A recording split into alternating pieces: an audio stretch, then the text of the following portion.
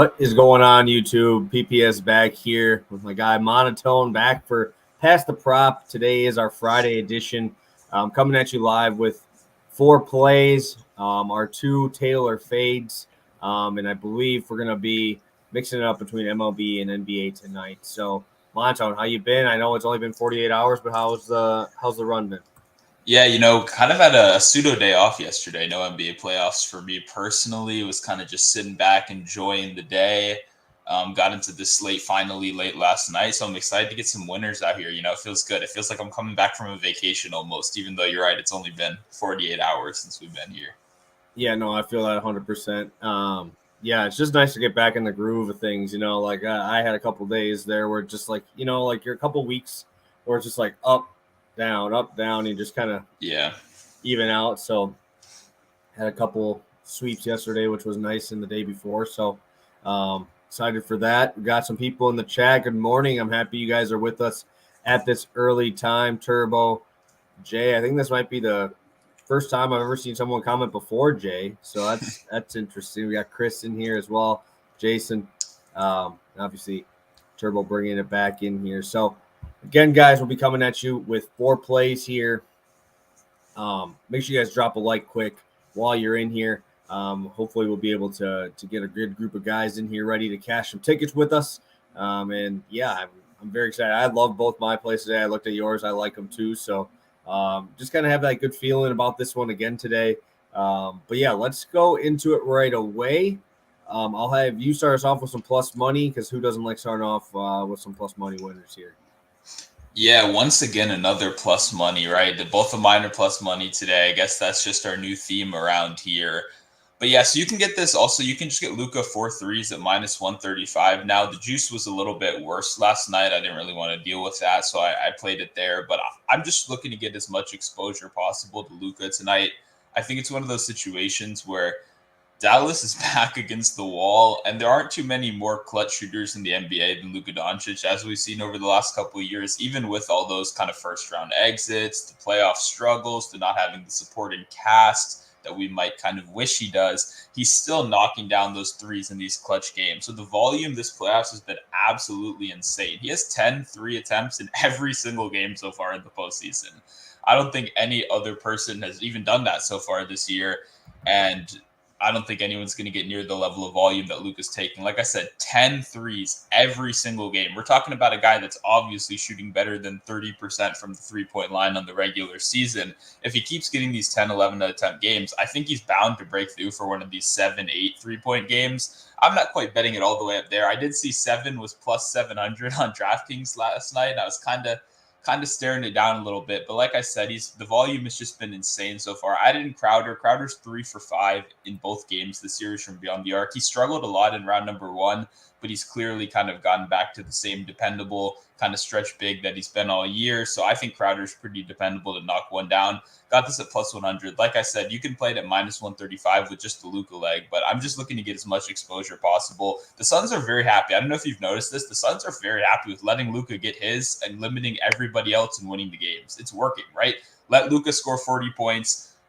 Stop Reggie Bullock, stop DFS, stop all these other guys. It might not sound like a good strategy out loud, but it's working really well. Luka's scoring 40 a game, and they're still losing. I think something like that continues again today. So plus 100, sign me up. I'm betting a lot of Luka. Yeah, it reminds you almost of like I don't know, did you watch the Last Dance documentary when did you ever watch that one where they had Jordan and he would make it to the playoffs but just lose every time because Jordan had like 40 points and no one else could do anything? It kind of reminds me of that. Obviously, do expect some of these other guys to start playing a little bit better. But yeah, I don't know. Luka's going to have to get other guys involved, or else this series is going to be pretty fast and pretty quick for him. So I really like that spot. Jay Crowder is a Milwaukee guy, played over here, so I do like me some Jay Crowder. We have another question here. We got a question from Alan. Any thoughts on Bridges over 2.5 assists? They're giving us that at plus money. I know when the Paul injury was there, or when Devin Booker was out, it was like 3.5 juiced. So obviously Chris Paul has a ton of usage, but what do you think about 2.5 at that plus money? Yeah, Bridges has been pretty dependable this series, but for me personally, there's nothing really jumping off the page there, I guess, that's really screaming my name. I think he he has probably a pretty good chance of getting there. But kind of like we've been saying, like in the playoffs, for me personally, I'm not looking as much to get to kind of these ones that I don't feel are as necessary for the game, right? Like I feel like Luka hitting these threes is like really necessary for the game. Like that's the plan, right? You want to get one of the best players in the NBA going. Mikal Bridges, I don't know if they're drawing up those plays. Like we need to get Mikal these dimes. We need him to get that 3 assist mark. So I think there's a pretty good chance he can get there. But for me, like you said, with Chris Paul, with Devin Booker, I don't look any further on the page when it comes to assist with the Suns team, to be quite honest, when both of them are healthy, that is. Yeah, I do like that spot. I think I would probably be off of that one as well. Like I said, we always go to, I mean, even in football, when we had our pass to prop NFL, it's like, what do you need to win? Like, what is your path to victory here? Mikal Bridges is more that 3-point shooter is going to be more their path to victory for Bridges' numbers here versus the assists. But I'm sorry to ruin everything, guys. I will be on a non-plus money play. I'm going to Mariners first 5. This is really just backing Logan Gilbert, man. This dude has been an absolute machine. The Mariners have won 10 straight starts that Logan Gilbert has pitched. That is unbelievable. He's gotten wins, I think, in 7 of those 10. The Mariners also are one of the biggest home road splits for batting wise. Hitting 266 at home this year and batting 204 on the road. Obviously, I wouldn't be taking this one if it wasn't in Seattle. I also don't mind the left-handed pitching matchup here with Fleming. Obviously, a lot of power here on the right side. You got Ty France. Julio Rodriguez is coming into his own from the right side as well. So I really, really like this spot for the Mariners to take care of business. I really don't even want to get to the bullpens. Just give me the first 5. I'm going to take Gilbert over Fleming 100%. Obviously, the Rays are a great team, which is why this number is pretty reasonable. But at some point, the book's got to get to the point to grab, like, juice up the Mariners with Logan Gilbert on the mound because they play. There's just some guys that teams can score a run for, and there's some guys that no one scores run for. I think about it last year with like Corbin Burns and Brandon Woodruff. Woodruff had like a 1-something ERA for 2 months and had 1 win, right? Because we just couldn't score runs. Logan Gilbert's getting the run support. He's throwing extremely well. I believe he's at like a 1.4 ERA right now, if I remember correctly. Actually, no, 0.64. My bad, Logan. I gave you a full run extra on your ERA. But 0.64 ERA, been absolutely fantastic. Missing barrels. His fastball is like almost like a cutter, but it's like you can't barrel it up at all. It's one of those guys that's just getting swings and misses. Whiff rate is a lot higher than last year. So far this year, he's 4-0 with a 0.64 ERA and a sub-1 whip. So I will take that against this Rays team all day. Give me the Mariners first 5, 1.5 units on this one. I love the spot.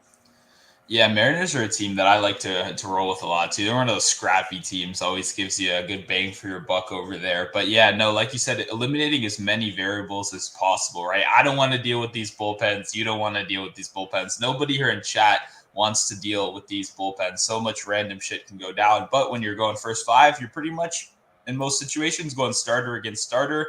For all those reasons you laid out with Gilbert, obviously killing it this year, I'm ready to back the Mariners. You don't have to do much talking to me to convince me in the Mariners. I'm in already. You say Mariners, I'm in. But completely agree. You got the starting pitching matchup. Let's take advantage of it. And Turbo says -115 over on DK, so you get a better price too.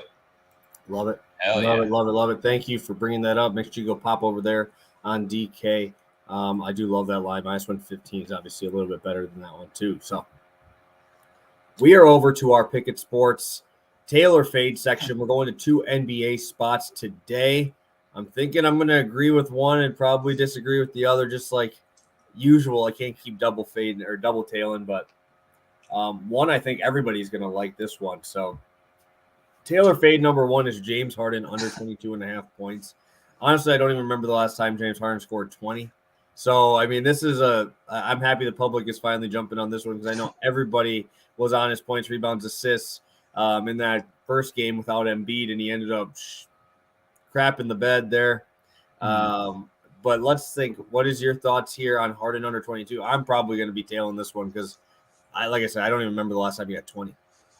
Yeah, this one, this is scary to me, man. I see Joe kind of transitioned us here well. Dropped Harden's PRA to 35. Still think under, but it's pretty chalky. It is chalky. Pickett's telling us right here. It's not only just a little bit chalky, it's the most popular play of the day. And that does scare me a little bit, right? When we go unders on these guys that have such high usage. But like you said, just like you, it's not even, I can't remember the last time since he scored 20 points. I can't even remember the last time he's had a good game. Like where I've looked at the Sixers playing and going, wow, Harden's elevating this team right now. You know what I mean? It's just such a miserable kind of funk we're in right now. So I'll have to tail, unfortunately, too. I don't like keep going with these public plays, obviously. It's scary, right? Harden, like I said last show, too, he could take 30 shots a game. We never know. But for right now, there's just no way I can go against the grain and support some Harden overs because I don't want that on my chest. You know what I mean? I don't want to be the guy telling people to go out and bet James Harden overs. So it'll be a pass for me. Yeah, and it's really tough too, just because they have so many defenders that can guard Harden too. They're such a good defensive team here. So, yeah, I would think I would probably have to roll with the under. Tailor fade number 2 coming at you in the Suns game. Ayton over 17.5 points. I remember these were getting up to like 19.5 for a lot of these games. Do you have any thoughts on the over here at 17.5? Obviously, Booker's getting back to full strength.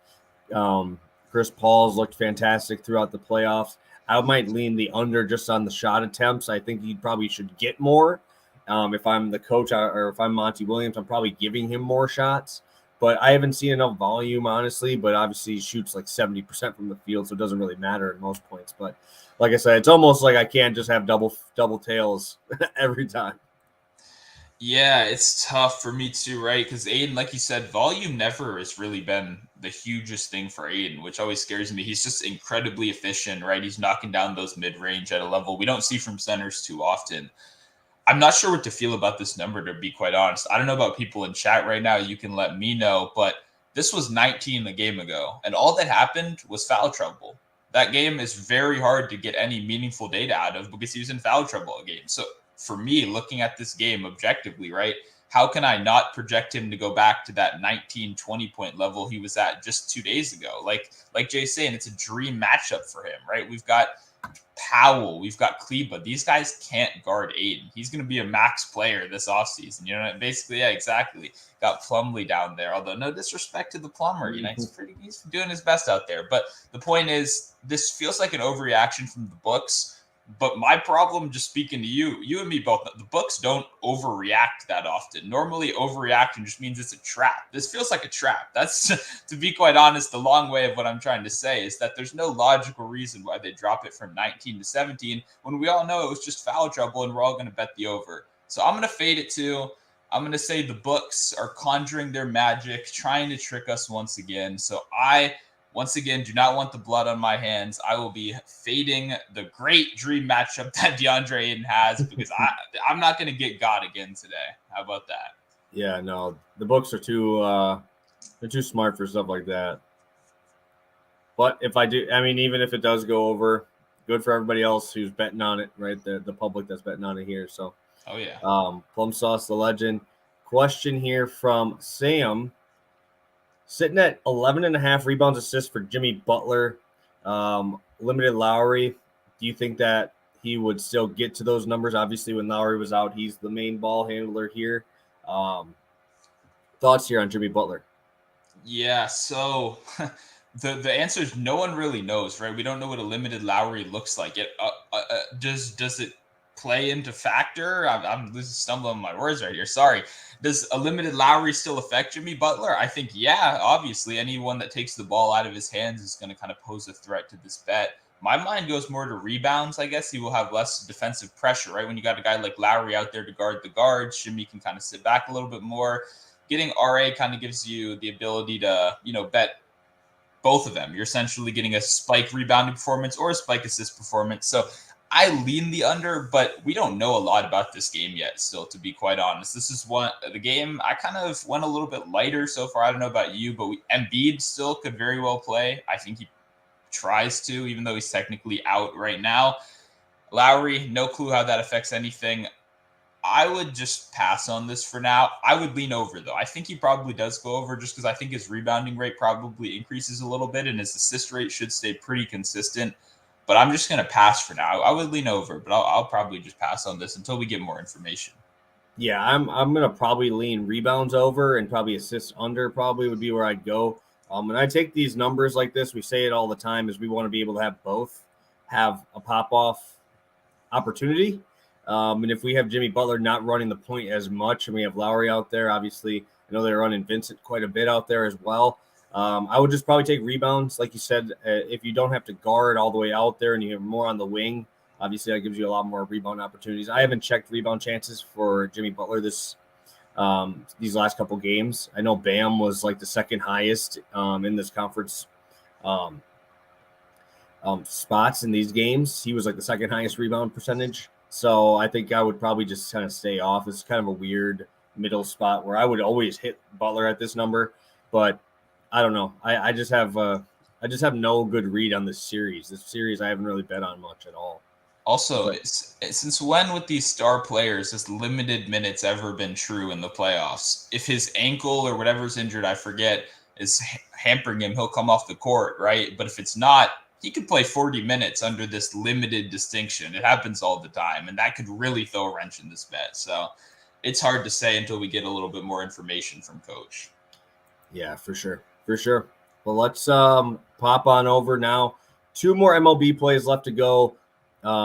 Another plus money spot here. Talking about this Heat game, might as well have a little part of it in your next play. Yeah, so really what my favorite leg of this one is, it's the Eovaldi under 1.5 walks. You can get this. I only see it over on DraftKings right now. Maybe more books start to have them as we go. I paired it with the Heat money line just because personally, I think even if Embiid does come back, which is what the line is showing right now, this game's going to be a mess. I think the Heat are the better team. I think they wrap up business, but I'll also be looking to use this Eovaldi under walks with a bunch of stuff. I'll probably play this with 2-3 other things, because when you find one of those legs you really like, you kind of got to roll with it. Eovaldi has won under 1.5 walks in every game so far this season. Only had one as his max, obviously. And he hasn't had any walks, I believe, in his last 2 games, 7 innings in back-to-back outings. Eovaldi looks really, really sharp out there. And you kind of talked about this with me real quick before the show started. I remember his Miami days, coming up, going against Washington. He's walking everybody. Guy couldn't find the strike zone to save his life. But his stuff obviously has matured a lot more since then. I believe he leads the league in walk rate, right? Has the best walk rate in the league. He doesn't have the worst walk rate in the league. We would not like this play if that were true. Then when you go over and look at the White Sox, right? The White Sox are dead last in walks per game, only about 2. I was really surprised. I was thinking middle of the road. I do know, they got some big bats in there, obviously. I was kind of curious how this would play out. I had them projected. I was thinking middle of the road. That's what I thought. They're dead last in walks per game. So Eovaldi limiting walks at a rate better than almost anyone else in the MLB right now. And then we got a lineup like the White Sox, which just doesn't walk that much. So up there to take some swings, hit some homers, hit some doubles. I think Eovaldi takes care of business. He's been playing great. So I paired it up with the Heat money line to get plus 130, but I'll probably be looking for tons of stuff to pair this with too. I like it. I like rolling with unders here on some of these pitchers, obviously. I do like this too because Eovaldi does usually go deep in counts and he attacks the zone. So obviously gets that pitch count up, maybe gets you out of there at 5 innings. Obviously that helps out a lot here with the under 1.5 walks. I was on over hits allowed yesterday on a play, and it's just these quirky ones are definitely very profitable if you can find the right one that you like. I'm going to go to a pretty public one here. I don't think anybody's going to be really betting this side as much, but Gerritt Cole under 8.5 Ks. This is a FanDuel line from this morning. It's still there at minus 122. I think this is just absolutely absurd. I don't know why this is at where it's at on FanDuel. DraftKings at 7.5 at about the same amount of juice here. And we're going here against the Rangers. The Rangers strike out the 3rd least against right-handed pitching in the MLB, around 23%. Gerritt Cole's only hit this number 1 time this year. And he didn't even hit it against the Tigers. He didn't hit it against the Blue Jays, Red Sox. He only hit it against Cleveland. And that was when he was battling back and forth. I think it was with Bieber in that game where it was a very good pitching matchup back and forth. But I just don't understand why we're seeing this at 8.5. That is you literally need to be perfect to have 9 Ks in one of these games against this Rangers team that does have pretty good hitting. Obviously, does have some strikeouts in there, but do hit well against right-handers. Looking at his numbers here, mid-20s in put-away percentage on 3 of his pitches. Last year, he was in the upper 20s on 2 or 3 of those. Obviously, had the sticky stuff helping him out a little bit. Once he's had that taken away from him, it just hasn't been the same Gerritt Cole. And I'm not going to – he does better in Yankee Stadium as well. And now you're going to send him to Texas tonight. I don't get why this line is where it's at. I think the other books have it right at that 7.5 mark. It just doesn't – I don't know. This doesn't make sense to me at all. Even if it is in Yankee Stadium, even if he throws better there, it doesn't matter to me when I have a Rangers team that does hit well against right-handers and does put the ball in play. Obviously, the addition of Seager, Garver, Semien, this lineup is much deeper than it used to be. And a lot of left-handed power here in that short porch at Yankee Stadium. You could start seeing some balls fly out of here. I'm going to be on the under 8.5 strikeouts, and I like this one quite a bit. 8.5 is just 1 or 2 too many here, in my opinion. Yeah, I think you said it really well. Like, even take out even the name we're talking about, so much has to go right in any given outing for a guy to get to 9 strikeouts, right? He's probably got to make it pretty deep in the game. He's probably going to have some pretty good success in that game, have his stuff going that day, obviously, like you said, keep those walks to a minimum. It's one of those situations where I just, like you said, every other book has that 7.5. We've got FanDuel laying out their 8.5. Let's take advantage of it. You know, there's so many different things that can happen. Hey, if the game starts 5 minutes late, maybe Gerritt Cole gets thrown off his mojo. Apparently that was a problem opening day, right? He's complaining they started 5 minutes late. So who knows what's going on with this guy? Like, pretty much I want to say, one of the most hated players in the MLB since the Sicky stuff situation. Nobody is really out here defending him, so I won't waste much more time talking about it. I'm riding with you on the under right here. Yeah, only 92 pitches is the highest he's thrown this entire season. They've been pulling him a little bit earlier. And also he's been pitching deeper in games and facing a lot more batters, obviously, with throwing a little bit more of the sinker again. So it's just trying to get deeper in games, quicker at bats. That also leads to less strikeouts, right? Because you're trying to get deeper in the game. He's gone over 6 innings, I believe, in his last 2 starts. And went 5 2/3 against the Blue Jays and only hit that number 1 time. And he missed by 3 Ks in the other one. So it's like, I just don't see where this one's coming from. Give me that FanDuel line. I love it. I already sent that out. I think I have like 1.5 or 2 units on this one. I like this one quite a bit. All right, let's check the chat, see what anybody's got in here. Jay, very excited to see these first quarter Suns lines. I know that's where Monotone likes to look. Heat money line, another one with Grayson over 1.5 threes. I'm going to guess he's pairing that with your under 1.5 walks. I'm going to guess that's what he is. Yeah, I'm surprised. Yeah, I mean, I'm surprised he had the balls to say that. I think if I put out a Grayson Allen tweet right now after those messages I was getting after last time and in the Discord, I'm surprised there's not a revolt, man. That guy did absolutely nothing last game, and the whole world was messaging me about it too. So thank you guys for letting me know that one lost. Like, I wasn't watching too. That's my favorite thing is like when I get those and like a play loses fast, if you bet an under or whatever. It's like, do you guys not think I bet my own money on this? Don't you think I'm not invested in this as well? Like I'm putting my money in it too. Like, you're not the only one losing money here, Yeah, no, it's a perfectly fine to be frustrated, but the funniest thing is Grayson was playing with like 5 minutes left to go, right, in a blowout game, and people are still on it. They're like, he's still got a chance, he's still out there. It's like, after I saw he was like 0 for 1 in like the third quarter, I was like, yeah, we're not winning this one. That happens sometimes. But in all seriousness, it's going to be hard for me to play Grayson Allen again today, but it's only 10 o'clock in the morning right now. I've got about 8 hours to mentally process that. And I think at a certain point, I probably will be back with you parlaying it with under 1.5 walks, because it's still a good spot whether he disappointed us last game or not. Yeah, for sure. You gotta have short term memory in this game for sure. Let's go through our quick recap. We're at about 25 minutes. Appreciate all you guys staying in here for the full show. This is a nice little time, 8:30 to 9. My time here. Quick, easy pop in and get you guys some plays for tonight. Let's recap yours here, Monotone, and we'll start off with Luka. Yep, so I went with Luka to grab 4 threes and Crowder to hit 1 3. That's plus 100. You can also just get Luka to hit 4 threes and minus 135 on Caesars if you don't mind paying the juice. Then I went with Nathan Eovaldi under 1.5 walks and the Heat money line plus 130. That's over on DraftKings only right now.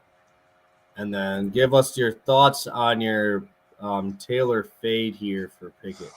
Yeah, what did I say? I think I went under on Harden, right? Yeah, I don't want to be responsible for over on Harden. So I'm tailing the public once again with James Harden right here. And as for DeAndre Ayton, despite the great number, despite the great matchup, I sense some wizardry going on right here. So I'll be fading DeAndre Ayton today. Love it. Love it. Love it. I will be rolling with the Seattle Mariners first 5 money line minus 125. That'll be a 1.5 unit play. And I'm probably going to put more on this one. Gerritt Cole under 8.5 strikeouts, minus 122. FanDuel only for that one. I believe I was on the I think we were the same here. I think I was tailing and I was fading for the 2 Tailor fade sections here. Thank you, Chris. We appreciate it. Thank you for popping on here with us. Monotone, you got anything for the people here before we head out? It is, like I said, 9 a.m. this morning over here in Wisconsin. You got anything before the people head back into work or just before they lock in these plays tonight? Yeah, Twitters are right there. Obviously, like you said, 10 o'clock, plenty of plays that are going to be dropped throughout the day across multiple sports. So you want to be over on Twitter.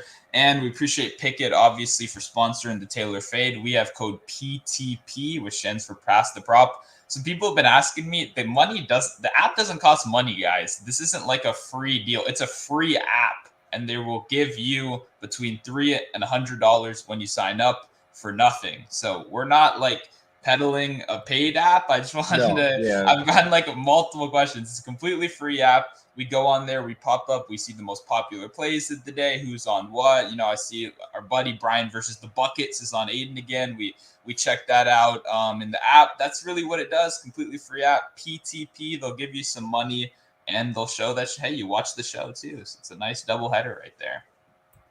Yeah, for sure. Appreciate those guys, obviously. It's just a nice another place for you guys to become a better, right? That's what we're all about. We're here, obviously, to put out our content and stuff like that, but also to help you guys become betters. If you can't watch our shows and stuff, you being smarter and making your own plays on your own. If you're not able to pop on the show or pop over on Twitter, if you don't have much time, if you're going to work and you don't have time to pop on and watch some stuff, you're better at doing it yourself if you're able to have some of these apps. I know a lot of people are putting out new stuff for betting purposes, and obviously we're all for it. Anything that'll help us be better for you guys, I love to always do that. So thank you guys so much. We'll be back, Monday again for our 10:30 time, back and hopefully cashing some more tickets here. I really like both of these plays today. I like yours as well. I'll be tailing those plus money spots. You can never go wrong with that. So thank you guys. Under 30 minutes. We had a good quick show in here. We appreciate all you guys for tuning in. Again, our 4 plays will be out here. Make sure if you guys are watching later to drop a like. We appreciate you guys tuning in. Make sure you guys pop over on Pikkit. So thank you guys so much. Have a great rest of your day, guys. See you.